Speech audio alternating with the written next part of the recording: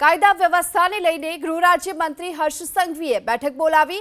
રાજ્ય પોલીસ વડા સહિતના ઉચ્ચ અધિકારીઓની આ બેઠક બોલાવાઈ છે। અમદાવાદ શહેરમાં વધતા જતા ક્રાઇમના બાબતે આ બેઠકમાં ચર્ચા કરવામાં આવશે।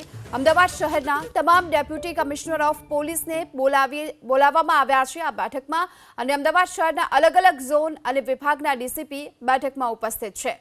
કાયદા વ્યવસ્થાને લઈને આ બેઠક વધુ વિગતો મેળવીએ। સંવાદદાતા હિરેન રાજગુરુ આપણી સાથે જોડાઈ ચૂક્યા છે। હિરેન, કાયદો વ્યવસ્થાની સ્થિતિ કથળતા હવે મહત્વની બેઠક ગૃહ રાજ્યમંત્રીની અધ્યક્ષતામાં, શું અપડેટ?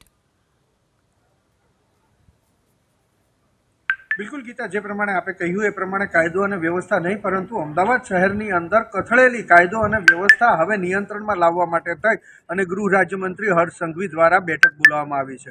બેઠકની અંદર રાજ્યના પોલીસ વડા પણ ઉપસ્થિત હતા, અમદાવાદ શહેરના પોલીસ કમિશનર ઉપસ્થિત હતા, આ ઉપરાંત લો એન્ડ ઓર્ડરના ડીજીપી પણ ઉપસ્થિત હતા, સાથે જ અમદાવાદના વિવિધ ઝોનના ડીસીપી પણ આ બેઠકની અંદર ઉપસ્થિત હતા।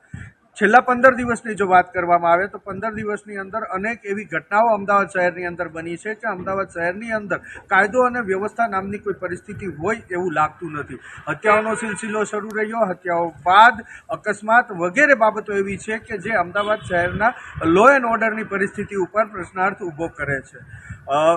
અમદાવાદ શહેરના પોલીસ કમિશનરે એક ટાસ્ક ફોર્સની પણ રચના કરી છે કે આ જે કથળેલી કાયદો અને વ્યવસ્થાની પરિસ્થિતિ છે તેમાં સુધારો લાવી શકે અને લો એન્ડ ઓર્ડર મેન્ટેન કરી શકે। એ ટાસ્ક ફોર્સની રચનાના કલાકો બાદ જ ગૃહ રાજ્યમંત્રી હર્ષ સંઘવી દ્વારા આ બેઠક બોલાવવામાં આવી। જો કે થોડીવાર પહેલા જ આ બેઠક પૂર્ણ થઈ છે। બેઠક પૂર્ણ થયા બાદ અધિકારી પૈકી કોઈ પણ વ્યક્તિએ મીડિયા સાથે કંઈ વાતચીત નથી કરી, પરંતુ જે માહિતી મળી રહી છે એ માહિતી પ્રમાણે અમદાવાદ શહેરની અંદર છેલ્લા 15 દિવસની અંદર જે કંઈ ગુનાખોરીનો આંક ઊંચો ગયો છે તેને ફરીથી નીચે લઈ આવવામાં આવે અને તેને મેન્ટેન કરવામાં આવે। આ ઉપરાંત જે આવારા તત્વો બેફામ થયા છે તેને અંકુશમાં લાવવા માટે થઈ, તેમજ જે પ્રોહિબિશનની વાત હોય કે ડ્રગ્સની વાત હોય, આ તમામ બાબતોમાં કડક કાર્યવાહી કરવા માટે થઈ અને ગૃહ રાજ્યમંત્રીએ આ બેઠકની અંદર સૂચના આપી છે। આ ઉપરાંત બે બાબતો એવી છે કે જે અમદાવાદ સાથે રિલેટેડ નથી, પરંતુ એમ છતાં આ બંને કેસ, એક ખ્યાતિ કેસ કે જેની અંદર તપાસ ચાલી રહી છે, ખ્યાતિ મલ્ટી હોસ્પિટલ કે જ્યાં